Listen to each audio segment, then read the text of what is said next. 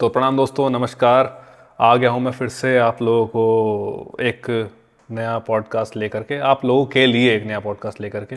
और आज बड़े ही जाने पहचाने चेहरे हैं। अब आप लोगों को आदत लग गई होगी इनका चेहरा देखने की, आईएफटी में तो आपने इनको देखा ही है। बट मेरे चैनल में पहली बार आ रहे हैं। मतलब इसके पहले भी एक बार आने वाले थे, लेकिन आते आते रह गए कुछ कारणों की वजह से। लेकिन फाइनली वो दिन आ गया जब माइंड विद चसल आज हमारे साथ हैं इस अरे शो माइंड विद पर। मसल। तुमने मसल शब्द को ऐसा क्यों कर दिया? बस माइंड विद। कुछ कुछ कारणों के चलते किया, मजबूरी में किया, लेकिन अब मजा आने लग गया।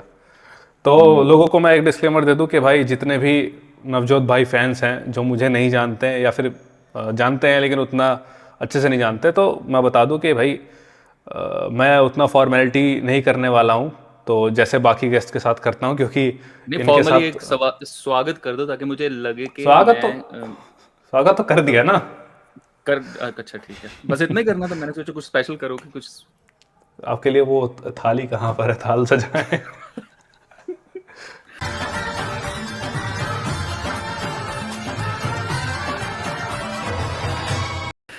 तो सही। हाँ, तो फॉर्मेलिटी नहीं रहेगी, मतलब रहेगी उतनी नहीं रहेगी, क्योंकि अब हम्म। उम्र 50 साल है तो थोड़ी फॉर्मेलिटी तो रखनी ही पड़ेगी। लेकिन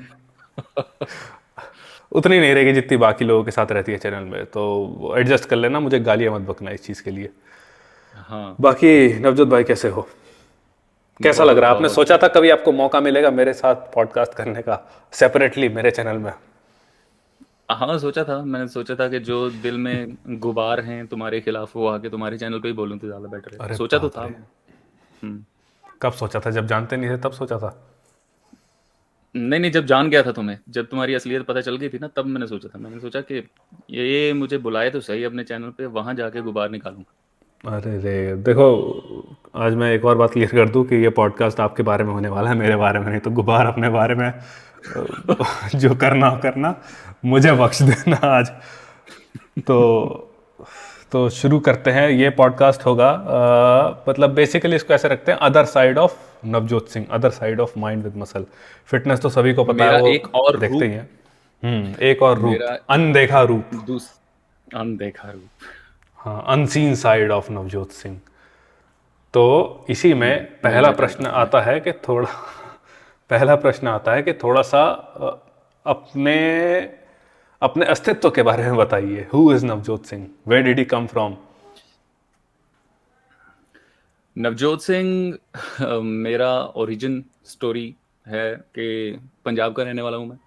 एंड यहाँ से पढ़ लिख के थोड़ा सा काम करके मैं थोड़ी देर बाहर चला गया था इंडिया से। एंड देन अभी करीबन 2015 से मैं यहाँ पे हूँ इंडिया में। मेरा बिजनेस है। जैसे डिपार्टमेंटल स्टोर्स आप देखते हो, इजी डे और ये रिलायंस फ्रेश वगैरह, वैसे वैसा स्टोर है मेरा। और काफ़ी देर तक वो मेरा मेन काम धंधा था। अभी पिछले कितने सालों से, 2018, 12 जनवरी 2018 से मैं ऑनलाइन कंटेंट क्रिएट कर रहा हूँ। तो तो फिटनेस ऑनलाइन से कैसे आए रिलेटेड। आप? ऑनलाइन में क्या क्या सोच के आप ऑनलाइन कूदे? What was your initial motivation? Initial motivation था, मैं देखता था लोगों को। यहाँ पे जो इंडिया में जो लोग क्रिएटर थे फिटनेस रिलेटेड कंटेंट बनाते थे, तो मुझे लगता था कि शायद मैं भी ऐसा कर सकता हूँ। अच्छा, मतलब अपनी तरफ से कंट्रीब्यूट कर सकता हूँ जो मुझे फील होता है फिटनेस के बारे में।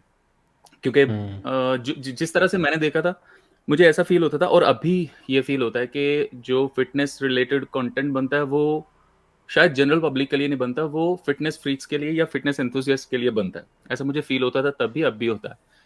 क्योंकि जिस तरह की बातें हम लोग करते हैं फिटनेस चैनल्स के ऊपर, नॉर्मली वो बातें कोई नॉर्मल बंदा शायद उतना ज़्यादा इंटरेस्टेड नहीं होगा सुनने में। ऐसा मुझे फील होता था। तो मैंने सोचा कि एक, क्योंकि है तो एक कॉम्प्लिकेटेड सी चीज़ है ना, कि सपोज एक सिंपल सा भी हमने सिंपल सा भी किसी का गोल है फैट लॉस का, उसको फैट लॉस के बारे में समझाना तो बहुत कॉम्प्लिकेटेड चीज़ें हैं। उसको मैं आसान भाषा में उन्हीं की लैंग्वेज में कैसे समझा सकता हूँ या बता सकता हूँ। तो ये मैंने सोचा कि शायद ये कर सकता हूँ मैं। तो इस वजह से मुझे लगा कि कुछ करना चाहिए इसके बारे में। तो एंड वही आपका कोशिश जारी है अभी भी। तो आपका जिम से कब पाला पड़ा? व्हेन वाज द जिम से फर्स्ट मेरा पाला टाइम? बहुत बहुत पहले, आप पैदा नहीं हुए थे तब। उन दिनों की बात है, 2000, शायद 1 या 2 में मैं पहली बार जिम गया हूँगा। हम्म। तो जैसे सब स्टार्ट करते हैं, वैसे ही स्टार्ट किया था मैंने भी। जैसे 1-2 महीना जिम की फ़ीस होती थी, तो वो दे देते थे, चले जाते थे। जब जिस महीने में जिम की फ़ीस नहीं होती थी, तो तब छोड़ देता था। कभी 2 महीने गया, 6 महीने नहीं गया, 3 महीने गया, 2 महीने नहीं गया, इस तरह कर के काफ़ी टाइम निकल गया। एंड देन आफ्टर दैट 2007 में मेरी मैरिज हुई थी। एंड मैरिज के बाद तो फिर अब क्या ज़रूरत है जिम विम में और ये वो। लेकिन उसके बाद फिर मैं बाहर चला गया था। लेकिन वो एक कीड़ा जो था कि अच्छा एक दिखना है, अपने आप को अच्छे से, मतलब मैं बहुत ज़्यादा पतला था। वैसे जिन लोगों को नहीं पता, मैं 6 फीट 1 इंच का हूँ। और मेरे ख्याल से तब मेरा वेट होगा कुछ अंडर 60 किलो होगा। तो बहुत ही दुबला-पतला दिखता था। तो वो एक चीज़ होती है ना कि जो मोटिवेट कर, कोई एक चीज़, तो कोई एक इनसिक्योरिटी इनिशियली होती है आपको जो मोटिवेट करती है जिम में जाने के लिए, तो मेरे लिए वो थी। देन जो रेगुलर, अगर आप कहो कि मैं रेगुलर कब से जा रहा हूँ, ये 2014 के मिड से मैं अभी रेगुलर, ऑलमोस्ट 9 साल हो गए कि मैं रेगुलर हूँ जिम के, कोई कोई छुट्टी नहीं। तो ऑन पेपर छुट्टी देखे ऐसी तो नहीं। ऑन पेपर देखे तो आपको हाँ, 21-22 साल हो गए जिम में, लेकिन हाँ टेक्निकली। जी, बिल्कुल, बिल्कुल सर। हम्म। टेक्निक। अरे वाह, क्या बात है। हाँ। तो कभी मतलब उस टाइम पे लगता नहीं था मुझे रिजल्ट क्यों नहीं आ रहे हैं, जो जो उतना जो बड़ा चंक था आपका शुरुआती साल जो थे, अरे जिस बहुत जब। बहुत, जो लोग जो चीज़ें लोग करते हैं, ट्राई करते हैं, या फिर अपने जो जिम में लोग होते हैं, उस्ताद लोग होते हैं, उनके कहने पे जो कहते हैं, चने खा लो जाके भिगोए हुए, घर जाके दलिया खा लो, काफ़ी सारा इतना इतना दलिया खाते रहते थे। या फिर मतलब अंधा वेट मारो, ये सारा कुछ करके देखा थोड़े बहुत। ऐसा नहीं कि बिल्कुल भी रिजल्ट नहीं आए थे। मिलते थे रिजल्ट, लेकिन उस तरह के नहीं जिस तरह के आदमी चाहता है कि इस वजह से मैं जिम जा रहा हूँ। एंड शायद उसके पीछे एक और बड़ा रीज़न था, जैसे मैंने आपको बताया कि मैं कंसिस्टेंट नहीं रह पाता था। पैसों की बहुत ज़्यादा तंगी होती थी, कंसिस्टेंसी नहीं थी। तो 2014 के बाद ही जो भी कुछ हुआ, वो 2014 के बाद ही हुआ। और मेरी तो गुड लक ये था जी जी। कि 2014 में जब मैंने स्टार्ट किया, तो वो मैंने खुद से नहीं किया था। वो मैंने अंडर वेरी गुड ट्रेनर वहाँ पे थे हमारे पेरिस में। तो उनके अंडर मैंने ट्रेनिंग ली थी। और इसलिए ली थी क्योंकि मुझे समझ में आ गया था तभी कि मुझे बहुत साल पहले भी हो चुके हैं अपने हिसाब से काम करते हुए, तो रिजल्ट तो कुछ मिल नहीं रहे। तो बेहतर होगा, क्योंकि वहाँ पे कुछ दोस्त लोग थे मेरे जो कि जिम पहले जाते थे, और उन्होंने भी सजेस्ट किया था कि तुम्हें अगर वाकई में सीखना है तो किसी अच्छे ट्रेनर के साथ अगर तुम काम करोगे, जल्दी रिजल्ट में मिलेगा, सीखोगे भी तुम बहुत ज़्यादा। तो मैंने स्टार्ट ही ट्रेनर के साथ किया था। मतलब 1-2 महीना मैं गया होऊँगा। पहले मैंने ग्रुप क्लासेस जो होती हैं वो ली थी, लेकिन उससे मुझे लग नहीं रहा था कि कुछ मतलब मज़ा आ रहा था। उसके बाद वन ऑन वन ट्रेनिंग लेना मैंने चालू किया। 6-7 महीने के करीब-करीब मैंने ट्रेनिंग ली तब। ट्रांसफॉर्मेशन हो गया 6-7 महीने में आपका पूरा। एकदम, एकदम उसने मुझे बदल दिया था। टोटली चेंज हो गया। मुझे यकीन ही नहीं होता था। मेरे जो पैंट थी वो, तब मैं वेटर था वहाँ पे रेस्टोरेंट में।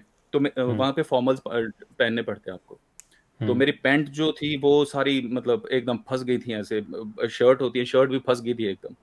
तो वो मेरा जो मालिक था रेस्टोरेंट का, वो बड़ा गुस्सा करता था कि तुम ये क्या बन गए हो? बाउंसर की तरह दिखते थे। अच्छा, अच्छे कपड़े लो, खुले थोड़े से लो, ये वो। तो उसने बहुत चेंज कर दिया था मुझे, बहुत जल्दी कर दिया था। तो लोगों के मन में अभी जिज्ञासा होगी जो देख रहे हैं कि ऐसा किया क्या उसने जो 7 महीने में बदल गया, आप इतने साल में जो नहीं बदल पाए, एकदम से बूम कैसे आया। तो थोड़ा बताओ क्या क्या किया उसने जादू ऐसा आपके साथ में। तब मेरे ख्याल से मैंने जब स्टार्ट किया था तब मैं होऊँगा अराउंड 69-70 किलो का था मैं। और 7 महीने के आसपास उसने मुझे almost almost 10 kilo weight put on किया था मैंने। एंड उसमें से ज़्यादातर मसल था। मतलब फैट, तब तो मुझे पता नहीं था कि फैट परसेंटेज आप कैलकुलेट कर सकते हो और ये सब। लेकिन देख के लगता था, क्योंकि जैसे मैंने आपको बताया कि लेग्स हैवी हो गए थे, वो बाजू हैवी हो गए थे, तो most of the wait was muscle mass. उसमें मैंने प्रोटीन बहुत ज़्यादा उसने खिलाया मुझे। मीट बहुत ज़्यादा हैवी था मेरे उसमें डाइट में। कार्ब्स अच्छे, बहुत इजीली चीज़ें मिल जाती हैं। थोड़ा-सा यहाँ से है थोड़ा-सा कि इंडिया से कि चीज़ें बहुत इजीली मिल जाती हैं आपको, जो चाहिए आपको मिल जाते हैं। मेरे मेरे मील्स बहुत ज़्यादा वो थे, मतलब प्री प्लान्ड मील थे। जैसे मैं 5-6 डब्बे पहले से ही डेली के तैयार हो 5 3 दिन का खाना मैं 1 दिन बना लेता था, क्योंकि मुझे वेडनेसडे को छुट्टी होती थी आधी, संडे को छुट्टी होती थी आधी। तो उन 2 आधी-आधी छुट्टियों में मैं पूरे हफ्ते का मील पहले से प्लान करके उनको डब्बों में कर लेता था पैक। तो जितनी मेरी कैलोरीज़ उसके हिसाब से जितना मुझे खाने की ज़रूरत थी, उसने मुझे रफ़ आइडिया बताया था और उस हिसाब से मैंने मील्स में डिवाइड करके उस चीज़ को देन खाता ही रहता था, खाता ही रहता था। क्योंकि तो मेन मेरी प्रॉब्लम जॉब अगर की वजह से देखे तो डाइट थी जिसकी वजह से आप लैग कर रहे थे, डाइट ट्रेनिंग में आप पुश डाइट करे थी। जा रहे थे। क्योंकि मेरा एक्टोमॉर्फ बॉडी टाइप था एंड ऊपर से मेरी जॉब कुछ इस तरह की थी कि हर टाइम में मतलब भागम-भागी रहती थी। तो जब आप एक्टोमॉर्फ हो प्लस आप बहुत ज़्यादा भागम-भागी कर रहे हो तो कैलोरीज़ बहुत ज़्यादा मैटर करती हैं। उसी से आपको अगर किसी को नहीं रिज़ल्ट आ रहा है, एक्टोमॉर्फ टाइप बॉडी है तो ऊपर से वो बहुत ज़्यादा एक्टिव भी है, तो ये बहुत बड़ी एक हिंड्रेंस होती है कि आपको रिज़ल्ट नहीं दिखाई देते। तो ऐसे केस में शुरू में लोग एनोरेक्सिया फेस करते हैं, मतलब खा ही नहीं पाते। मोस्टली लोग पतले हुँ, या दुबले इसलिए होते हैं इन द फर्स्ट प्लेस के वो हुँ, खा ही नहीं पाते उतना। जैसे मैं भी बहुत कुछ टाइम नहीं पहले मुझे आपको ऐसा नहीं बता था। रहा था, ऐसा नहीं हुआ था। नहीं, नहीं, मुझे नहीं ऐसा फ़ील अच्छा हुआ। अच्छा। शायद इसलिए क्योंकि मैं लाइफ़स्टाइल बहुत ज़्यादा हेक्टिक था। शाम को मैं डिलीवरी करता था, उसकी फूड डिलीवरी करता था। तो वहाँ पे आपको भागम-भागी बहुत ज़्यादा करनी पड़ती है। 5 माला चढ़ना है, 6 माला चढ़ना है, तो कई बारी क्या ऑफ्टन टाइम मैं लिफ्ट नहीं लेता था क्योंकि टाइम का वो होता है ना कि जितनी जल्दी होगे, जितनी ज़्यादा होंगी आपकी डिलीवरीज़ होंगी, उतनी ज़्यादा उतने टिप मिलने इंसेंटिव। के चांसेस होते हैं। टिप मिलने के चांसेस होते हैं, जितनी जल्दी करोगे तो अच्छा। उसका लालच होता था। तो सीढ़ियाँ बहुत चढ़ते थे, ये वो, तो शायद उसी उसकी वजह से भूख बड़ी लगती थी। तो मेरा जो बॉक्स होता था जो डिलीवरी का स्कूटर होता है ना, उसके पीछे एक बॉक्स लगा होता है जिसमें फूड होता है उनका। तो उसमें मेरा अलग से पड़ा रहता था। एक एक मेरा बॉक्स होता है जिसमें मेरा पड़ा रहता था। तो मैं क्या करता था जल्दी से जल्दी डिलीवरीज़ निपटाने की कोशिश करता था और जब इन बिटवीन डिलीवरीज़ मुझे थोड़ा-सा टाइम मिल जाए, उसी में से निकाल के फटाफट वहीं से खा के फिर काम पे। तो ऐसे काम करते थे। तो ये बताओ थोड़ा, आप मतलब आप अपने फाइनेंशियल बैकग्राउंड के बारे में बताओ और आप फॉरेन कैसे पहुंच गए। सर हमारे यहाँ पे पंजाब में मैं जिस एरिया में रहता हूँ वहाँ पे मेरे ख्याल से 90% लोग जो हैं हमारी कम्युनिटी के, वो एनआरआईज़ हैं। मेरा भाई मुझसे छोटा है वैसे 1.5 साल, लेकिन वो पहले ही चला गया था वहाँ पे फ्रांस में ही सेटल था वो तब उन दिनों। एंड फाइनेंशियल बैकग्राउंड हमारी कुछ ऐसी है कि मतलब कोई बैकग्राउंड नहीं है हमारी फाइनेंशियल। मेरे पता नहीं मैंने ये चीज़ शेयर की है कि नहीं ऑनलाइन, के मेरे फादर की डेथ बहुत अर्ली हो गई थी। मैं 1 साल का था तब मेरे फादर की डेथ हो गई थी। मेरे मेरे छोटा भाई अभी माँ के पेट में था तब उनकी डेथ हुई।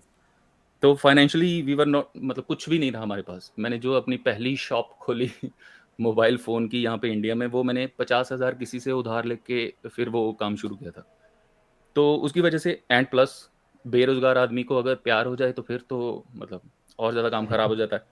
तो तो उस चक्कर में पहले जो मेरे अर्ली 20s में काफ़ी ज़्यादा मुझे स्ट्रगल करना पड़ा और आफ्टर मैरिज मुझे लगता था कि अब चलो एक चीज़ सॉर्ट हो गई, अब चलो अब दूसरी तरफ मुझे ध्यान लगाना चाहिए और उसके लिए अगर आप बाहर जाते हो तो बाहर जाके एक एक प्लस पॉइंट है कि अगर आप बहुत ज़्यादा पढ़े लिखे नहीं हो, अगर आप लेबर भी करते हो वहाँ पे जाके, तो फिर भी आप डिसेंटली आपको पे किया जाता है। ऐसा नहीं है कि जैसे यहाँ पे अगर मैं लेबर करता, वहाँ पे जाके लेबर करूँगा तो जो मुझे सैलरी मिलेगी, ज़मीन आसमान का फ़र्क है। तो इस वजह से मुझे लगा कि मुझे चले जाना चाहिए यहाँ से। तो वहाँ पे जो काम मिला, जैसा काम मिला, तो काम समझ के किया उसको बस। और एंड आपकी थोड़ा शादी बहुत बहुत जल्दी हो गई थी ना, 21 साल में आप ब्याह लिए थे। हाँ जी। वो बताओ हाँ जी, हाँ कैसे, जी। मतलब ऐसा क्यों, कैसे, नहीं, मुझे तो कहाँ, लगा था, क्या। मुझे तो तब लगता था बड़ी लेट हो गया मैं। मुझे लगता है 2-3 साल लेट हो गया। मतलब क्या, मतलब बाल बाल विवाह करने का आपका प्लान था। अब मेरा बस चलता तो मैं कर लेता। अरे बाप रे। हाँ, स्कूल में थे हम लोग, मेरी वाइफ़ मुझसे 1 क्लास पीछे थी। मैं पहली बार उनको देखा मैंने जब मैं 10+2 में था, 12th में था जब मैं। तो तब से मैं उनको पसंद करता था। 2 साल उसके पीछे काफ़ी भागम-भागी की, चक्कर-वक्कर मारे, लेकिन कुछ बात नहीं बनी। लेकिन इवेंचुअली 2.5 साल के बाद उन्होंने मुझे, मतलब फ़ोन पे हम लोगों ने बात की। 3 साढ़े 3 साल का रिलेशनशिप रहा एंड देन हमने 2007 में शादी की।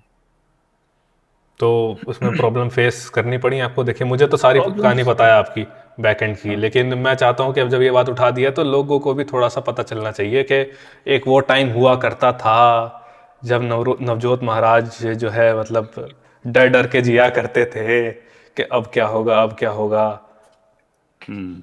और आज एक टाइम है जब सब कुछ स्टेबल हो गया है, तो लोगों को ये बताना बहुत ज़रूरी है कि in the end everything will make sense. हाँ, हर चीज, हर टाइम का एक अपना एक वो एक मजा होता है, हर हर टाइम का। ऐसा नहीं होता कि मुझे कभी भी नहीं लगता कि मैंने लाइफ में कुछ ऐसा पीरियड देखा है जो कि जिसको मैं रिमेम्बर करूँ कि बड़ा खराब टाइम था। हालांकि ऐसा भी टाइम आया जब जब मैं बहुत ज्यादा रो रो के, अकेले रो रो के रोता रहता था। अम, कि क्यों, बहुत सारी किस वजह से, कारण? मैं लड़कियों के पीछे नहीं, मैं सिर्फ सिर्फ अच्छा। लड़कियों के पीछे नहीं, और भी बहुत सारे रीजंस हो गए थे। लेकिन अभी भी मैं याद करूं किसी भी टाइम को, तो मुझे ऐसा नहीं लगता कि कुछ खराब टाइम था। सो सॉरी, क्या क्या आपने पूछा, क्या क्वेश्चन क्या था आपका? मैं मतलब ये पूछना चाह रहा था उस टाइम से रिलेटेड के मतलब फाइनेंशियल कंडीशन ठीक नहीं थी, तो तब आपको हाँ, मतलब तो वो क्या एक क्या प्रॉब्लम? जो एक यूजुअल, आप समझ सकते हो हिंदुस्तान में किस तरह का हिसाब किताब जो फिल्मों में आप देखते हो, गरीब लड़का अमीर लड़की वाला हिसाब किताब, वो बस वही था। जो जो मतलब अड़चन आनी है। और वो लड़की वाले अपनी जगह पे सही भी होते हैं, उन्होंने अपनी लड़की का फ्यूचर देखना होता है। वो क्यों, आप तो प्यार में हो, आपको लगता है कि मैं ये कर दूंगा वो कर दूंगा, लेकिन उनको नहीं पता ना कि आप क्या कर सकते हो या क्या नहीं कर सकते। तो वो सेफ रहने की कोशिश करते हैं। लड़की वालों का दोष नहीं होता उसमें, कुछ कसूर नहीं होता। बट एट द एंड, अगर हाँ, अगर ये बात चली है तो बहुत सारे लोग ऐसी, अगर अगर ऐसी सिचुएशन में है कि लड़का भी किसी वजह से, लड़की वाले या लड़की लड़की कोई ऐसी है जिसको किसी वजह से अभी लड़के वाले एक्सेप्ट नहीं कर रहे, तो बेस्ट जो सॉल्यूशन मुझे इस चीज का लगता है, जो हमने मतलब अनइंटेंशनली हमने वो काम किया, और वो ये है कि आप अपने माँ बाप को थोड़ा सा टाइम दो। मीन्स ऐसा मत करो कि अगर सपोज मैंने अभी आज जाके घर में जाके बताया कि अम, आप स्टक हो गए हो भाई, नहीं नहीं, मैं आप हूँ। स्टक हो गए थे। ओके।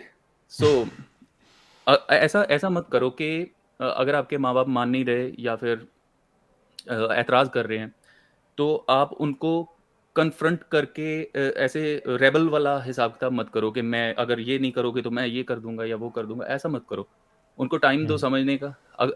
एंड इसका ये फायदा होगा कि उस टाइम में खुद को भी आपको ज्यादा क्लियर होगा कि जो मैं जिद कर रहा था, क्या वो सिर्फ मेरी जिद थी या फिर एक्चुअल में मैं भी वही चाहता हूँ जो मैं जिद कर रहा था। तो अगर एक साल ऐसे हमने 3.5 साल हमें इसी इसी वजह से लगे कि हमने टाइम दिया अपने माँ-बाप को। पहले मेरे ख्याल से 6-8 महीने के बाद हमने बता दिया था कि घर वालों को अपने-अपने, कि ऐसे-ऐसे करके हम लोग बातचीत करते हैं, ऐसा कुछ। तो उन्होंने मना किया था। लड़की के घर वाले तो मना करेंगे ही of course.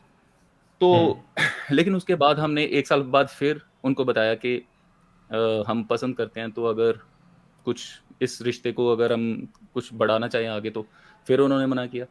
In between that period of time मैं खुद के ऊपर काम करता रहा। मीन्स कि मैं पहले मैंने मॉडलिंग वॉडलिंग ट्राई की कि चलो वहाँ पे चले जाते हैं, लड़की वालों को लगेगा कि बंदा सेटल है, टीवी पे आता है, चलो कर देते हैं ना, शादी वादी कर देते हैं, मान जाएंगे। अ, उसी दौरान मुझे पता चला कि अभी अगर इस काम में पड़ गया मॉडलिंग वॉडलिंग में, तो इसमें सेटल होने में टाइम लगेगा, जो कि मुझे लगता था कि मेरे पास नहीं है। लड़की वाले लड़की की शादी करना चाहते थे, तो कोई और तुरंत कोई ऐसा सोल्यूशन। तो इन बिटवीन दैट टाइम मैं खुद के ऊपर खुद को सेटल करने के बारे में सोच रहा था। और वही टाइम था जब हमने अपने माँ बाप को टाइम दिया सोचने का कि अगर सपोज करो कि कोई लड़की है या कोई लड़का है, 3 साल पहले भी वही बात बोल रहा था, आज भी वही बात बोल रहा है, तो कहीं ना कहीं माँ बाप को लगना शुरू हो जाता है कि शायद मतलब ठीक है, ऐसे ही नहीं है कि इसको कोई फालतू की जिद नहीं है ये, कुछ तो चीज है राइट। कि जो ठीक है शायद। ये चीज समझ में आनी शुरू हो जाती है माँ बाप को भी। And at the end of the day माँ बाप आपका भला ही चाहते होते हैं। अगर उनको लगे कि आपने बस फील करवाना है कि आपका जो डिसीजन है वो सही है, सिर्फ आप ये फील करवा दोगे, शायद हो सकता है कि आज ना करवा पाओ, 6 महीने के बाद, 1 साल के बाद अगर आपने करवा दिया तो मान जाते हैं, कोई दिक्कत नहीं। भाभी जी का फाइनेंशियल बैकग्राउंड कैसा था, मतलब was it on the same उनका लेवल या फाइनेंशियल फिर? Background, no no no no, they were much better. उनके फादर पहले पहले आर्मी में थे शायद, उसके बाद वो चले गए थे, एनआरआई थे वो। उनके अच्छा। भाई भी बाहर हैं, उनके उनकी सिस्टर भी बाहर है इंडिया से। हमारे जितने भी रिलेटिव हैं वो सारे के सारे या तो यूएस में या फिर मतलब मेरे इन लॉज वाली साइड में सारे यूरोप में है, या फिर वहाँ पे यूएस वगैरह में है। तो वो दे वर वेल सेटल्ड ऑल। तो प्लस जब हम जिस तरह की सोसाइटी में होते हैं, तो उसी तरह के लोगों के रिश्ते आपके घर में आते उनके घर में रिश्ते आते थे, कोई कैनेडियन सिटीजन है उसके वहाँ पे बिजनेस चल रहे हैं, कोई वहाँ पे यूएस सिटीजन है जिसके 15 या 20 रेस्टोरेंट चल रहे हैं, इस तरह के रिश्ते आते थे उनके साथ। मेरा कंपटीशन उनके साथ था। बाप रे, तो कितना तो हर्ट होता है जाहिर है मतलब। कि हाँ, तो जाहिर है कि फिर अगर सामने वाले मानना है, उनको मनवानी है अपनी बात, तो पर वही ये मुझे अभी आज भी कभी-कभी मैं सोचता हूँ तो मुझे लगता है कि शायद करिश्मा ही हो गया है, मतलब क्यों कैसे मान गए वो लोग। ठीक, बन गई बात। उसके बाद का सीन थोड़ा और इंटरेस्टिंग होगा। अभी मतलब बिल्डअप हो गया है, लोग पूरा आंख गड़ा के बैठे होंगे अब तक। तो एक और सवाल मैं ऐसा? फेंक के मारने वाला हूँ, और क्या, अरे ये चीज़ तकड़ी है। तो जैसे शादी हो गई, उसके बाद आप गए ना फॉरेन, तो हाँ, करीबन 3 साल के बाद। आपके इन लॉज फेमिलियर थे, आप वहाँ पे क्या काम कर रहे हो? हाँ, हाँ, वो लोग ओके थे, कोई दिक्कत नहीं थी। उन लोगों अरे को कोई वाह। दिक्कत नहीं थी। एंड बाय दैट टाइम, ये बात है 2010 एंड की, तब तक मैंने थोड़ा-सा अपना वो बना लिया था उनकी नज़र में कि बंदा थोड़ा-सा लायक है, मतलब ऐसे ही नहीं है, घुंचू ही नहीं है। हम्म। एंड तब तक थोड़ा बहुत उनको लगना चालू हो गया था 2010 के एंड तक के लड़का मतलब कर लेगा। अगर क्या क्या होता है ना कि जो लोगों की नज़र तेज़ होती है ना, वो हम्म। लोग समझ जाते हैं कि जो कबूतर होता है ना, कबूतर का बच्चा होता है, हम्म। तो वो जब पहली बार ऐसे करता है ना, तो उनको पता चल जाता है, जो पारखी नज़र होती है जिनकी, कि ये कितना ऊँचा उड़ेगा। चाहे अभी हम्म। नहीं उड़ रहा, लेकिन उनको पता होता है क्या। तो मेरे जो हम्म। फादर इन लॉ हैं, उनके साथ मेरी अच्छी बनती थी। अभी भी मतलब अच्छी बनती है उनके साथ। हम्म। तो उनके साथ मैंने अच्छा रिलेशनशिप एक बिल्ड किया था। दे अंडरस्टूड कि कोई दिक्कत नहीं होगी, ये कर लेगा कुछ ना कुछ। हम्म। बढ़िया बढ़िया। अभी मैं एक और आपसे पूछना चाहता हूँ। वो ये पूछना नहीं चाहता हूँ, मतलब लोगों को बताना चाहता हूँ कि अगर यही चीज़, यही सवाल मैं 4-5 साल पहले पूछता आपसे, तो थोड़ा डिफरेंट वे में आंसर मिलता मुझको। जब मैं आप लोगों को बताता हूँ, जब इनसे पहली बार बात की थी फ़ोन पे, तो मुझे लगा कि यार ये बंदा वही है जिससे मैं बात कर रहा हूँ। मतलब हुँ, ऐसी फीलिंग आ रही थी ना कि ये कौन अच्छा, आदमी है, हर हर चीज़ के लिए ग्रेटफुल है। मतलब मुझे ऐसा लग रहा, मुझे हाँ, एक तो ये लग रहा था कि एक्टिंग तो नहीं कर रहा कहीं इंसान। अच्छा, क्योंकि मैं आपको उस टाइम पे देखा करता था ऑल्टर पॉइंट वाले पे, शायद तब अलग ही हाँ, तेवर थे वो तो, मतलब हाँ, मुझे भी पसंद नहीं आते थे कुछ कुछ चीज़ें उसमें। तो हाँ, तो फिर मैंने कहा ये क्या हो गया ये। लेकिन असल बात में वो चीज़ रियलाइज़ करना और गलतियों से सीखना ही कारण है जिनके वजह से आज ये यहाँ पर खड़े हैं जहाँ पर हैं। और अगर वो नहीं हुआ होता तो शायद आज भी कोई इनको जान नहीं रहा होता, और शायद हम आज पॉडकास्ट भी नहीं कर रहे होते बैठ करके इस तरह फॉर से। Sure, for sure. जितनी गलतियाँ मैंने की है, मुझे लगता ही नहीं कि जैसे यूट्यूब कम्यू हमारी फ़िटनेस कम्युनिटी में किसी और किसी और ने की होंगी। मुझे लगता ही नहीं कि मेरी जितनी गलतियाँ किसी ने की होंगी। थोड़ा बट लर्निंग्स के बारे में बताइए, मतलब व्हाट वाज द जर्नी, मतलब how was the journey, YouTube कैसे कैसे यूट्यूब या सोशल ये media YouTube in general. Social media sir, जब भी हम शुरू करते हैं तो सबसे पहली चीज़ तो हमें वैलिडेशन चाहिए होती है कि लोग हमें पसंद करें। तो फिर हम वैलिडेटेड फील करते हैं, पसंद करें, व्यूज़ आएँ बहुत सारे। अगर आते हैं तो बहुत अच्छी बात है, नहीं आते हैं तो फिर हम उल-जुलूल हरकतें शुरू कर देते हैं, जैसे मैंने की। लोगों को नेम करना चालू कर देते हैं। हमें इनसिक्योरिटी फील होती है कि मेरी नॉलेज शायद बेटर है दूसरों से, फिर भी मुझे लोग नहीं देख रहे, दूसरों की मुझसे वर्स है, फिर भी उनको क्यों देख रहे हैं, है ना? तो लोगों को कॉल आउट करना शुरू कर देते हैं। एंड और अभी ये भी है मेरे दिमाग में कि कॉल आउट एज़ सच कुछ बुरी बात नहीं है, किसी को क्रिटिसाइज़ करना कुछ खराब चीज़ नहीं है। लेकिन उसका एक बहुत उसके लिए आपका खुद की सेल्फ एस्टीम बहुत हाई लेवल पे होनी चाहिए, तब आप किसी को कॉल आउट करते हो। तो फिर आप इस तरह से नहीं दिखोगे वीडियोज़ में कि आप एक इनसिक्योर हो और बस अपने आप को प्रूव करने की कोशिश कर रहे हो। ये वीडियोज़ में नहीं दिखेगा। जब मैं आज अपनी वो वीडियोज़ देखता हूँ जिसमें मैंने किसी न किसी का नाम लिया होगा, तो वो देख के मुझे शर्म आती है। और उसका रीज़न सिंपल है कि मुझे पता है कि मैं किस प्लेस पे था इंटरनली, और वो चीज़ अगर मैंने किसी के बारे में बोली तो वो क्यों बोली। आज मुझे इस बात का रियलाइज़ेशन है। एंड मेरे ख्याल से सारी की सारी वीडियोज़ वैसे तो अभी डिलीट हो गई होंगी, आपके एंटरटेनमेंट के लिए वो चीज़ नहीं होगी वहाँ पे। लेकिन अम, या मुझे लग ये एक बड़ी लर्निंग है कि नहीं, ये सही चीज़ नहीं है। व्हाट वाज द पॉइंट जहाँ से लगा कि नहीं, मतलब एक होता है ना, एक टर्निंग पॉइंट आता है, मतलब तो हुँ, यूट्यूब करियर में या सोशल मीडिया करियर में what was the turning point, मतलब एकदम से थॉट प्रोसेस कैसे राजवीर चेंज हुआ? सिसोदिया। अच्छा। राजवीर सिसोदिया, हम्म। मेरा भाई। थोड़ा बहुत। राजवीर सिसोदिया, ऐसा नहीं कि उसने मुझे कुछ सिखाया या कुछ बताया, लेकिन हम्म। राजवीर सिसोदिया के साथ जब कंट्रोवर्सी हुई थी, एंड बिहाइंड द सीन्स हम लोगों ने बातचीत की, एक दूसरे के साथ फ़ोन पे बातचीत की, हमारे और भी हम्म। दोस्त हैं यूट्यूबर्स, वो भी बीच में हम्म। थे। तो अ, उसके बाद मुझे रियलाइज़ हुआ कि लोगों का नाम लेके किसी को खराब बोलना या कुछ अपने आप को सुपीरियर साबित करने की कोशिश करना, it is not worth it. Hmm. ये कहीं पे भी नहीं लेके जाएगा मुझे। ये मुझे तब तब रियलाइज़ हुआ कि ये चीज़ सही नहीं है, नहीं करनी चाहिए। हम्म। अम, उसके बाद मैंने अपना कंटेंट स्ट्रेटजी टोटली चेंज कर दिया। हम्म। एंड जो एक जैसे, ये मैं अपने पर्सनल एक्सपीरियंस से बता रहा हूँ कि लोगों को लगता है कि जब हम किसी को कॉल आउट करेंगे, किसी के ऊपर उँगलियाँ उठाएँगे, लोग एंटरटेन होंगे, हमें फॉलोअर्स मिलेंगे, सब्सक्राइबर्स मिलेंगे, और मिलते भी हैं। ये चीज़ सही है हम्म। कि मिलते भी हैं। अम, मैं करीबन कुछ 28-30 हज़ार सब्सक्राइबर्स थे तब मेरे, और तब मैंने डिसाइड किया कि मैं ये काम नहीं करूँगा। एंड जब मैंने डिसाइड किया कि मैं ये काम नहीं करूँगा, तो जिस तरह का काम एक्चुअल में मुझे करना चाहिए था, जिसके लिए मैं खुद को कैपेबल समझता हूँ कि मेरी ये स्ट्रेंथ है, हम्म। तो वो काम जब मैंने करना स्टार्ट किया, तो उस काम को किसी ने भी अप्रिशिएट नहीं किया। मतलब अप्रिशिएट नहीं किया एज़ इन कि वो लोग मतलब वो देखना ही नहीं पहुंचा नहीं। चाहते थे, क्योंकि जो लोगों लोग तक। जिन लोगों ने सब्सक्राइब हम्म। जो लोग सब्सक्राइब करके बैठे हुए थे, वो मुझे किसी और वजह से देख रहे थे। उनको हम्म। नहीं चाहिए थी कोई प्योर एक्सरसाइज साइंस, नहीं चाहिए थी उनको।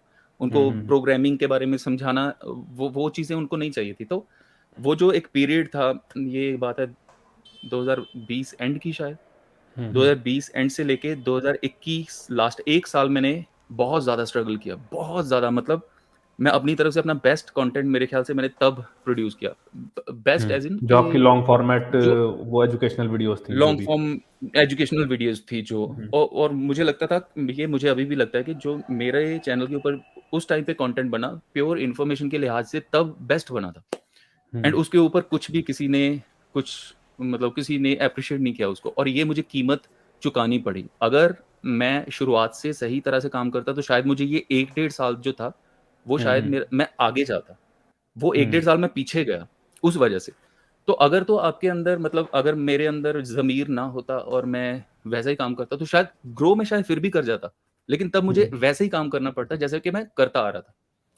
लेकिन हम्म। अगर मुझे लगता है कि नहीं, वो मैं जो कर रहा हूँ वो गलत हूँ, और ये चीज़ आपको बताएँगे, कोई भी आप सक्सेसफुल यूट्यूबर को आप करोगे ना, बहुत ज़्यादा जो मैसिव स्केल पे है, उसको आप पूछोगे, हम्म। तो वो बताएँगे कि जो ट्रांज़िशंस होती है ना आपकी कंटेंट स्ट्रैटेजी में, ये सबसे ज़्यादा हम्म। रिस्की टाइम होता है।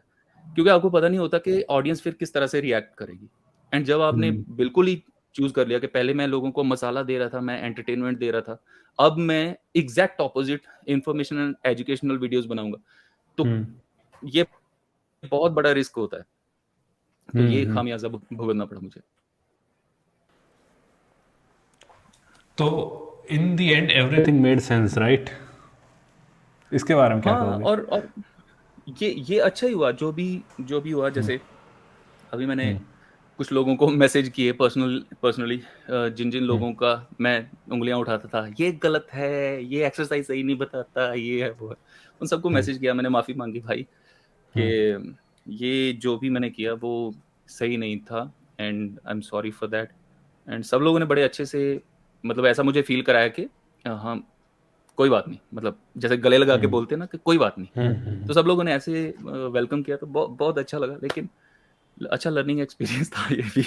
मतलब this was one of the most, मतलब मोस्ट, कैसे कहते हैं उसको, one of the best learning experiences in your life, या फिर one of the. Yes, yes, of course, in terms of जो कंटेंट क्रिएशन के जो टाइम पीरियड में जो भी मैंने सीखा, मेरे ख्याल से this is the one of the biggest things that I learned. और अगला सवाल जो बहुत लड़कियां पूछ रही हैं कि 50 साल की उम्र होने के बाद भी इतना जवान दिखने का क्या राज है? यार मैं 50 साल का नहीं हूँ पहले तो। ये इन लोगों ने, इसने और श्रेयस हमारा भाई, श्रेयस कामत फिटनेस से, उन्होंने ऐसे ही फैला दिया खबर, झूठी खबर है। अभी तो मैं बहुत बहुत बचपन मेरा अभी चल रहा है। अगर आप मुझे मुझे आप मतलब देखोगे मेरे घर में आके, तो बचपन अभी मेरा चल रहा है। अभी जवानी भी ठीक से, मतलब पूरा पूरा जवान ही हुआ मैं अभी। तो यहाँ पे मैं एक और बात बताता हूँ कि जो लोग इनके बच्चे को भी देखते हैं ना, उसको क्या नाम है, अमित को देख के कहते हैं कि बाप रे इतना बड़ा बेटा लग नहीं रहा। बात ऐसी है कि बहुत जल्दी शादी हुई तो बच्चा ही बहुत जल्दी हो गया, इसीलिए उतना जो है बड़ा एज गैप नहीं है इन दोनों के बीच में। इसीलिए ऐसा लगता है कि जो है ये बच्चे को देख के लोग सोचते हैं कि मेरा बाप और रे अमित का 50 एज साल का गैप है होगा। 21 साल का। हाँ, 21 साल का मेरा और अमित का एज गैप है। और जब बच्चे बड़े हो जाते हैं तो फिर जैसे अगर 8 9th में जब होते हैं तो हाइट उनकी उतनी हो ही जाती है जितनी जितनी मेरी है, ऑलमोस्ट उतनी है उसकी भी। तो फिर एक जैसे ही लगते हैं। तो वो जिम जा रहा है आपके साथ में अभी? अभी स्टार्टिंग की उसने, रिसेंटली उसने स्टार्ट किया। 1 2 दिन जाता है हफ्ते में। तो क्या प्रोटोकॉल रख रहे हो आप उसका? उसका प्रोटोकॉल है जैसे किसी भी बिगिनर का हम रखते हैं वैसे उसका भी प्रोटोकॉल है। कुछ बहुत ज़्यादा उसको इंटेंस वर्कआउट की ज़रूरत ही नहीं है, ना बहुत ज़्यादा वॉल्यूम की ज़रूरत है। 2 फुल बॉडी वर्कआउट करता है वो। कभी उसके पास टाइम नहीं होता तो जैसे एग्जाम वगैरह चल रहे होते हैं जैसे अभी चल रहे हैं, तो आधा दिन का वर्कआउट ख़त्म करके उसके बाद जो आधा वर्कआउट बच गया वो नेक्स्ट डे पे डाल के हम 2 वर्कआउट्स जो हफ्ते में करने हैं उसको 4 दिन में बना लेते हैं अगर, तो वो एडजस्ट हो जाता है। लेकिन सेम अभी वो मूवमेंट्स सीख रहा है। अच्छे से स्क्वाट लगाना जो उसके बॉडी में प्रॉब्लम्स हैं वैसे तो बहुत कम है। मतलब आजकल के बच्चे वो, मैं देखता हूँ जिम्स में, मतलब बहुत ज़्यादा प्रॉब्लम्स हैं। नेक आगे की तरफ है, अपर क्रॉस सिंड्रोम है, यहाँ से लोअर क्रॉस सिंड्रोम भी साथ में है, एंकल्स बहुत ज़्यादा टाइट हैं, हिप स्टिफ है बहुत ज़्यादा, नीचे बैठते हैं, स्क्वाटिंग पोजीशन में बैठा ही नहीं जाता लड़कों से जो नए आते हैं ना 15 16 साल के, वो बैठ ही नहीं सकते। सिटिंग जो नॉर्मल सिटिंग पोजीशन होती है स्क्वाट में बैठ ही नहीं पाते, उनकी एडी ऊपर ही रहती है। एंड फॉर्चुनेटली हमने एक्चुअली हमने भी अमित को ऐसे मतलब बिठा के नहीं रखा। वो कराटे में था पहले, अभी उसका टीचर जो है वो चला गया था बाहर इंडिया से, तो इस वजह से वो फ्री था, तो अब उसको जिम जिम में डाल दिया। तो जो उसकी थोड़ी बहुत है प्रॉब्लम्स उसको ठीक करके पोस्चर रिलेटेड या फिर कुछ ऐसा उसको ठीक करके उसको पहले मूवमेंट्स सिखाएंगे एंड देन उन मूवमेंट्स को लोड करते जाएंगे धीरे धीरे। बस सिंपल, इसमें कुछ बहुत ज़्यादा रॉकेट साइंस नहीं है। अगर मैं वो फोटो देख रहा था जिसमें अमित को इंट्रोड्यूस किया था, वैसे तो कर चुके हो पहले, लेकिन ये अभी जो पॉपुलर होने के बाद जब ही उसको इंट्रोड्यूस किया कि मीट जूनियर नवजोत, तो मैं देख रहा था दिल टूट गए थे कमेंट सेक्शन में लड़कियों के। तो भाभी जी इनसिक्योर नहीं नहीं, होती? ज़्यादातर लड़कियों को पता है नहीं, मैंने कभी भी वो ऐसा कुछ छुपाया वो नहीं कभी भी। जब भी मौका मिलता है मतलब कोई सेंस बनती है ये बात करने की तो मैं बता ही देता हूँ कि मैरिड हूँ मैं, या फिर अगर जाहिर सी बात है अगर आपकी 12 14 साल 15 साल सॉरी 15 साल शायद शादी को हो गए तो फिर बच्चे भी होंगे ही, तो ऐसा कुछ छुपाया ही नहीं कभी किसी से, ना ज़रूरत समझी छुपाने की। तो जब आप सारा काम छोड़ करके जब फॉरेन गए शुरू में, या फिर आपने अपने एजुकेशनल बैकग्राउंड के बारे में बताओ थोड़ा सा पहले आप मुझे। मैं ग्रेजुएशन मैंने किया नॉर्मल, और उसके बाद मैं शादी कर लिया सीधा डायरेक्ट। नॉर्मल कौन सा? हस्बैंड बन गया मैं। मेरे जो हाँ, नॉर्मल ग्रेजुएशन कौन सा मतलब? ग्रेजुएशन बीए किया मैंने, उसके अच्छा। बाद हस्बैंड बन गए वो हम। मैं वही पूछ रहा था मेरे जो डिग्री साथ का वाले थे नाम। वो सभी, हाँ, तो मेरे जो साथ वाले थे वो सारे ट्राई वो कर रहे थे फर्दर जो एजुकेशन, उन्होंने कोई न्यूजीलैंड जाने की सोच रहा है, कोई कनाडा जाने की सोच रहा है आगे की एजुकेशन के लिए। हम अपना हस्बैंड बनने की तैयारी कर रहे थे तब उन दिनों। तो घर से, मम्मी से आपको कोई प्रॉब्लम नहीं थी हस्बैंड बनने में और उसके बाद बाहर जाने में? या फिर वो प्रॉब्लम तो थी, नीड ऑफ द आवर थी वो? प्रॉब्लम तो थी उनको। देखो जैसे किसी सिंगल मदर ने अपने अगर बच्चे को इस उम्मीद से पाल पोस के बड़ा किया कि आगे चल के ये फाइनेंशियली कुछ अच्छा करेगा, मतलब अच्छे दिन आएंगे, एंड वो सडनली सारा कुछ भूल भाल के किसी लड़की के पीछे कुछ करेगा, तो जाहिर है कि जिस तरह का रिएक्शन होना चाहिए उसी तरह का उनका था। बट पता नहीं मेरे बारे में एक चीज़ सबको लगती थी, और आई एम फॉर्चुनेट के मेरे बारे में लोग जो मेरे क्लोज हैं वो ऐसा सोचते हैं कि ये तब भी ऐसे सोचते थे कि ये इंटेलिजेंट है और कुछ कर लेगा। मुझे आज तक समझ में नहीं आई कि लोग मुझे इंटेलिजेंट, जो मेरे घर वाले हैं या मेरे रिलेटिव सर्कल में, क्यों समझते हैं। आज तक मुझे समझ में नहीं आई ये बात। तो मम्मी के भी यही था कि चलो, वो हाइपर एक्टिव किड रहे होगे ना बचपन में? ऐसे हाइपर एक्टिव भी नहीं था कि अब वो, लेकिन मैं पढ़ाई में बहुत अच्छा था। जब प्यार में पड़ा अच्छा। ना तब मेरा बैंड तब बजी, तब लेकिन उससे नंबर। पहले मैं टॉप टॉप में था। तब टॉप में था उससे पहले। स्कूल में मैं टॉप पे था, फर्स्ट ही आता था। कॉलेज में भी जब तक फर्स्ट ईयर में टॉप पे था, एंड देन सेकंड ईयर में अपने को प्यार हो गया तो हमारा बेड़ा गर्क हो गया पढ़ाई का, और उसके बाद लेकिन फिर भी घर वालों को लगता था कोई बात नहीं, कर लेगा ये कुछ ना कुछ तो। वाह। So that was pretty much it. बहुत अच्छा लगा आपसे बात करके नवजोत भाई। और कुछ आप अपनी तरफ से ऐड करना चाहोगे ऑडियंस के लिए, और या फिर इन जनरल भी कुछ भी जो आपकी इच्छा हो। मैं आपके चैनल के जितने भी व्यूअर्स हैं, जाहिर है कि वो फिटनेस में इंटरेस्टेड होंगे ही, इसीलिए आपको देखते हैं वो। तो जी। फर्स्ट ऑफ ऑल, एक चीज़ मैं बहुत ज़्यादा क्लियरली सब लोगों को कन्वे करना चाहता हूँ कि अम, जितने भी अच्छा दिखने वाले लोगों को आप देखते हो, आप वैसा बन सकते हो। जितने भी अच्छे सक्सेसफुल लोगों को आप देखते हो कि मैं भी वैसा बनूँ, वैसा आप बन सकते हो। और उन उन चीज़ों के लिए कुछ स्पेशल लक की ज़रूरत नहीं होती, उस चीज़ों के लिए कुछ मतलब ऐसा नहीं होता कि मैं ऐसे घर में पैदा होता या फिर मैं मेरे हालात कुछ ऐसे होते तब मैं वैसा बन सकता था, अब नहीं, ऐसा नहीं है। जितने भी लोग आप देख रहे हो, सब के सब लोग 100% कैपेबल हो एक अच्छी फ़िज़ीक बनाने के लिए फर्स्ट, सेकंड एक अच्छा अपने लिए, अपने घरवालों के लिए लाइफ़स्टाइल बनाने के। आजकल इतने ज़्यादा अपॉर्च्युनिटीज़ हैं, इतनी ज़्यादा अपॉर्च्युनिटीज़ हैं, आप कुछ भी 2 मिनट में इन्फॉर्मेशन ले लेते हो। जब मैं जैसे मैंने आपको बताया कि मॉडलिंग के लिए ट्राई कर रहा था, तो मैं ₹20 1 घंटे के देता था साइबर कैफ़े में, और फिर मॉडलिंग एजेंसीज़ के बारे में सर्च करता था साइबर कैफ़े में जाके, और वो ₹20 होते नहीं थे मेरे पास। मुझे पर डे का खर्चा मिलता था ₹10, तो मैं 2 दिन खाता नहीं था कुछ भी, और उन उस ₹20 को इस्तेमाल करके सिर्फ़ सर्च करने के लिए। तो आप सोचो कि आप मुझसे कितने बेटर प्लेस पे हो ऑलरेडी। तो आप सब लोग सारे काम कर सकते हो। आप अच्छी हेल्थ डेवलप कर सकते हो, आप अच्छा फाइनेंशियली अच्छा काम कर सकते हो, अपने घरवालों का, अपना लाइफ़स्टाइल अच्छा कर सकते हो। छोटी-छोटी आदतें, हर रोज़ छोटे-छोटे से काम अगर आप कंसिस्टेंटली करते रहते हो ना, तो फिर काम बन जाता है। इतना ज़्यादा मुश्किल नहीं है, और यही मेरे जो चैनल का कोर मैसेज है, वो यही है। अगर आप मुझे देखते हो तो आपको पता होगा। लेकिन कोर मैसेज मैं यही हमेशा रखा है कि एक नॉर्मल हमारे जैसे जो लोग हैं, वो ये सारे के सारे काम कर सकते हैं, खुद को अच्छा बना सकते हैं, अपने परिवार की लाइफ़स्टाइल को अच्छा ऊपर लेके आ सकते हैं। बस, ये ध्यान रखो। अरे बस इस तरह से है। शॉर्टकट्स बस है तो चल चलते गाड़ी फक से रुक गई। नहीं है, ये इतना कॉम्प्लिकेटेड चीज़ें है ही नहीं। एक्चुअल में ये सच है। अगर आप किसी भी बड़ी से बड़ा गोल भी हो ना आपको, आपके दिमाग में कि मैंने वो उस गोल को अचीव करना है, तो चीज़ें कॉम्प्लिकेटेड नहीं होती। सिर्फ़ ये है कि हम बेसब्र होते हैं। जितनी बेसब्री होगी, चीज़ें उतनी कॉम्प्लिकेटेड दिखना चालू हो जाएँगी। अगर आप 20 साल के हो, आप 18 साल के हो, 20, 22, 25 साल के हो आप, आपके सामने पूरी लाइफ़ पड़ी है। लोग कहते हैं कि अरे भाई, मैं तो कभी भी जिम नहीं जा पाऊँगा, मेरी एज 18 साल है, मैं तो पढ़ना है, मैंने ये करना है। ये जो बातें आपके दिमाग में है, वो मेरे भी दिमाग में थी। मैं जब बाहर गया था, तब भी मैं जिम जा सकता था, लेकिन मैंने तब भी अपनी प्रायोरिटी ये रखी कि मैं मैक्सिमम पैसे इकट्ठे करके पहले जो करने के बारे में सोच रहा हूँ, उसको एक साइड पे करूँ।